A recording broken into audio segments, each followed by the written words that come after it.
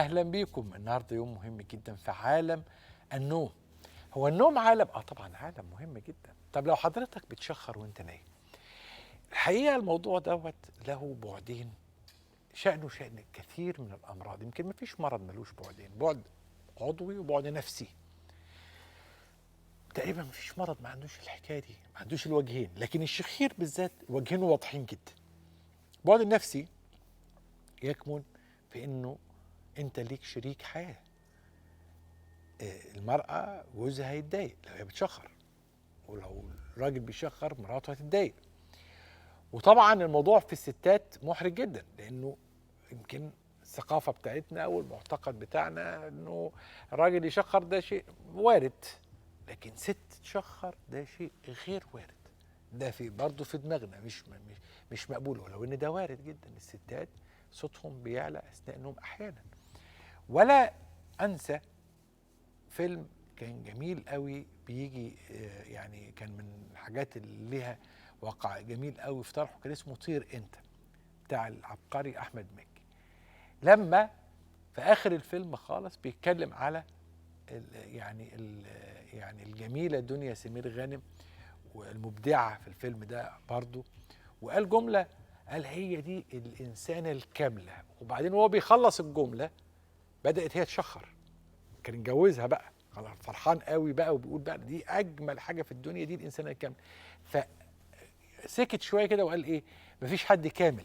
صحيح مفيش حد كامل، بس ما هي ماشي، ما هي ممكن تعمل. هو دي غلطه في السيناريو، انه اعتبر ان ده شيء اكسبتبل لازم نتوافق معاه. لا، ده مش اكسبتبل، ده مش ده مرض، دي حاله مرضيه. ما ينفعش نتوافق، او بمعنى اصح نتأقلم معاه.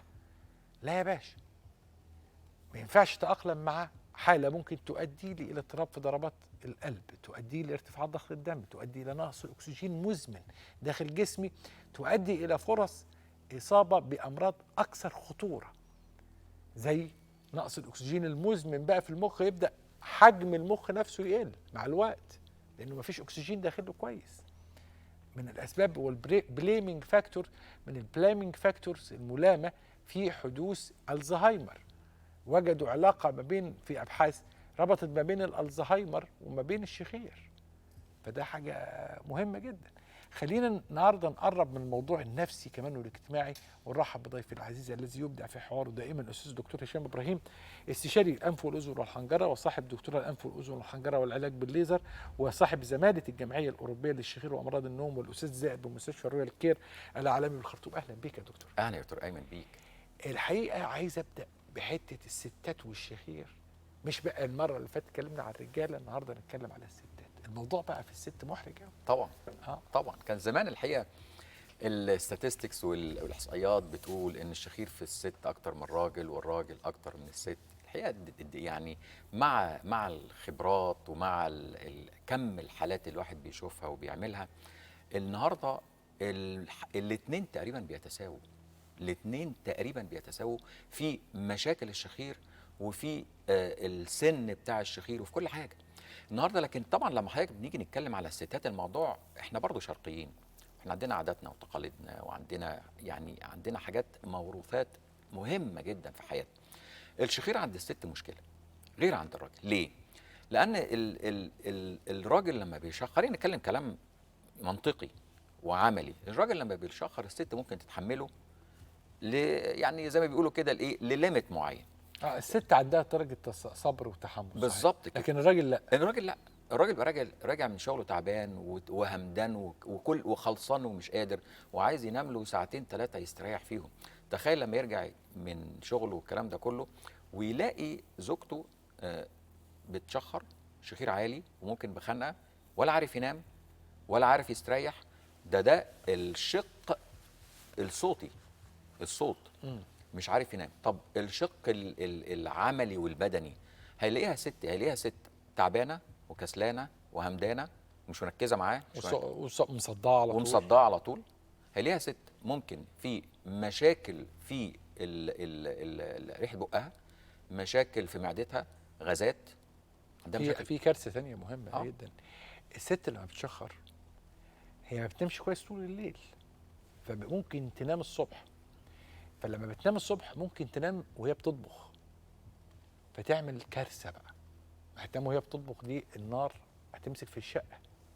على اكيد. فكره في حرائق كتير حصلت بسبب الحكايه دي كده. ايوه ايوه. واحده دخلت نامت، حست بدوخه كده فدخلت نامت وسابت الاكل. اكيد طبعا. مشاكل الشخير عند الست داخل البيت مشكله كبيره. انا لا انسى حاله الحقيقه، يعني الزوجه طلبت من زوجها انه يروح يتجوز. قالت له انا عارفه ان انا لا اقوم باي يعني اي واجبات زوجيه في البيت بكل المقاييس، فاتفضل روح اتجوز. اجهاد طبعا. وهو بكل يعني اب برضه كان بيشتكي قبليها، انا ولا عارف اشتغل، ما بحبش ارجع البيت. كان قال انا ما بحبش ارجع البيت، هرجع البيت الاقيها تعبانه وكسلانه، تقول لي روح جيب الخضار، تقول لي روح السوق، ارجع الاقيها تعبانه ونايمه فالشخير عند الست الحقيقه كارثه، الى جانب بقى المشاكل العضويه من ضغط لقلب لسكر لسمنه. هنسمع كلام ست بقى وهي بتحكي عن الشخير، فتعالوا نسمع كلام مدام عدلية ونسمع ونشوف ايه النقاط اللي مضايقاها.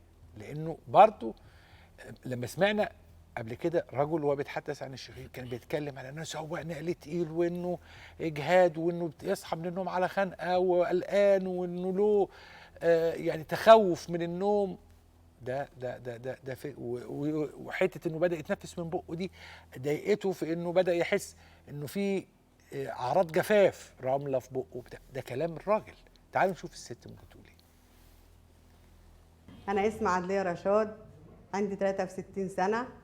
كان عندي مشكلة كبيرة لي 20 سنة وأنا بعاني منها، ما بعرفش أنام خالص وصوت شخير، وكانت حالتي صعبة وكرب بصراحة، ولا ما كنتش بعرف أنام خالص. و20 سنة وأنا بمر على الدكاترة، واحد يقول لي خسيلي والتاني يقول لي ما ينفعش سن الكبر والتاني ما لهاش أي علاج. فتعبت بصراحة فيها، تعبت وبقيت أبكي مش عارفة أنام. لو كنت باخد دور برد ما كنتش بعرف أنام خالص من دور البرد، كنت بفضل قاعدة لحد ما يخلص دور البرد. فالحمد لله في يوم من الأيام قاعدة قدام التلفزيون فشفت الدكتور هشام إبراهيم، فربنا كرمني اتصلت بيه، قال لي تعالي اكشفي، فجيت كشفت، قال لي تعملي منظار، عمل لي منظار، فقال لي انت عندك تضخم في اللسان من اخره، وعندك سقف الحلق، وعندك كيس هواء في مناخيرك، وعندك الغضاريف بايظه، يعني الدنيا كلها كانت بايظه معايا. فقلت له طب انا هعملها، قال لي تنفع؟ قلت له تنفع تتعمل؟ انا في السن ده رحت للدكاتره قالوا لي ما ينفعش. قال لي لا باذن الله تتعمل وهتبقى حلوه ان شاء الله. الكلام ده من 4 شهور. فبفضل الله اتفقنا على العمليه والحمد لله ربنا كرمني وعملتها. هنا بقى في حاجات واضحه، تضخم في اللسان تمام، مشاكل في الغضاريف اوكي، كل ده احنا عارفينه، لكن ايه الاكياس؟ اكياس الهواء ده احنا دي الغضاريف. في عندنا زي ما قلت لحضرتك ان غضاريف الانف فيها 3 انواع او 3، يعني في 3 رفوف من الغضاريف او بيسموهم قرنيات الانف، في السفلى والوسطى والجزء العالي فيها او اللي هو اخر واحد. الجزء المتوسط كتير احنا بنسميه اكياس الهواء. فدي لما بتتضخم الى جانب الغضاريف، لما بتتضخم بتسد مجرى التنفس زياده. دي طبعا بتبان بالمنظار واحنا بنعمل لها المنظار، وبتبان كمان في الاشعه المقطعيه. عشان كده مهم جدا تشخيص المريض عنده ايه.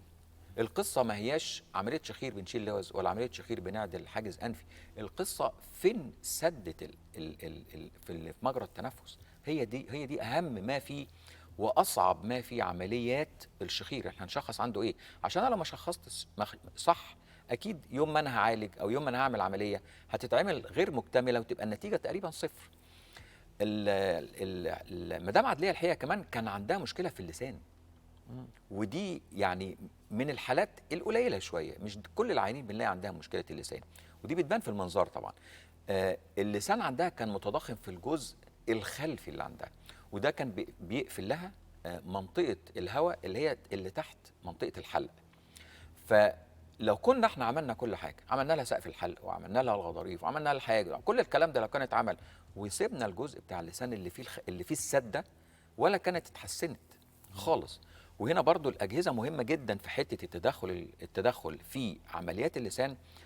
عمليات اللسان النهارده ممكن نتدخل فيها بكذا جهاز على حسب المكان فين والحجم ايه. عندنا من اول الراديو فريكونسي كنا بنشتغل، لكن النهارده الكوبليشن طبعا احسن بكتير في عمليات اللسان.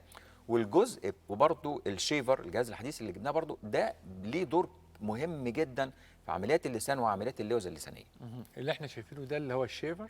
ده الشيفر بيخش داخل غضروف الانف وبيبتدي يعمل استقطاع او بيشيل اجزاء من داخل الغضروف مع المحافظه على النسيج الخارجي لغضروف الانف، وده مهم جدا جدا طبعا. الشيفر من الاجهزه المتميزه للغايه. بالظبط كده. الكاشط بيسموه الكاشط. ايوه تمام. ده الجهاز نفسه. ده الجهاز نفسه باليد اللي فوقيه.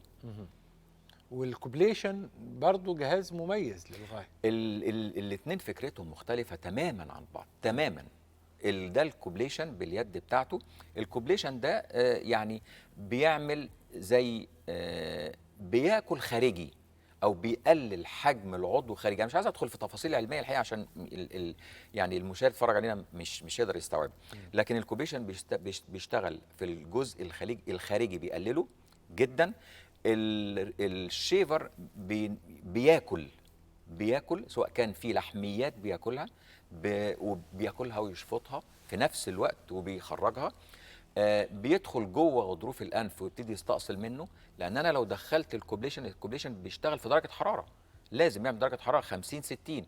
الشيفر ما فيش درجه حراره خالص، درجه الحراره العاديه خالص، لان ما فيش فيه اي حاجات كيميائيه بتشتغل او تفاعلات بتؤدي الى درجه حراره. فالجهازين مختلفين كفكره تماما. في حاجه في البطنه مهمه قوي، ان معظم كتب البطنه ما كانتش بتحط الشخير كواحد من الاسباب السكندري للضغط العالي يعني. فلذلك ما بيخطرش على بال كتير من الناس انها تشيك اب على الضغط بعد الشخير. اكيد يعني عملت ستادي للحكايه اكيد طبعا. ده احنا عندنا علاقه وثيقه دلوقتي. كنا في الاول بنقول الشخير بيرفع الضغط، كل الكتب كاتبه انه بيرفع الضغط. طب لو عالجنا الشخير هو الضغط هيتحسن كتير. حته انه يختفي تماما دي لو ما عنديش فاكتور اولي. بالظبط. هو ده اللي ابتدينا نكتشف في الفتره الاخرانيه، ان احنا لو عندناش فاكتورز تاني، ما عندناش فاكتور جيني، يعني ما عندناش عيب جيني وراثي موجود سبب قوي للضغط، لا هيتحسن. بالظبط. لو كان الضغط بسبب الشخير هيتحسن. لو عالجنا الشخير هيتحسن. ودي كانت يعني كنا بنلاحظها في الاول، يا ربي طب يعني. وكان العين هو اللي يجي يقول لي انا على فكره انا كنت باخد دواء ضغط بعد عمليه على فكره ده سريعا جدا، يعني ما بيقعدش مثلا 6 اشهر وبعدين الضغط يتحسن، ده بعديها باسبوع. يعني العين يجي يقول لي انا عملت العمليه، رحت قست الضغط لقيت بدا يتظبط.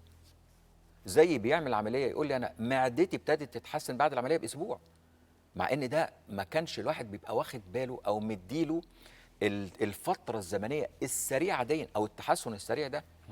ففعلا يجي يقول لي انا بدل ما كنت باخد قرصين بقيت اخد قرص، وبعدين الضغط ابتدى يتظبط، يعني ثابت. ما كانش بيتظبط ابدا. كان مع الادويه، ما هو في حاجه اسمها ريزيستنت هايبرتنشن، يعني ياخد الدواء ومش عايز يقل. اهم اسباب ريزيستنت هايبرتنشن الاوبستي، الوزن الزايد جدا، او انك ما عالجتش السبب الثاني، يعني ما عالجتش السبب الخفي في الموضوع، زي مثلا الشخير، زي ضيق الشريان الكلوي. ده يعني حاجه لازم تحطها. دي حقيقه. دي حقيقه. النهارده عيانين الضغط كتير جدا. اي عيان بيجي لي لازم اساله سؤال: ضغطك شكله عامل؟ او بيتكتب يعني في الكارت اللي هو بيخش لي اذا كان عنده ضغط ولا لا.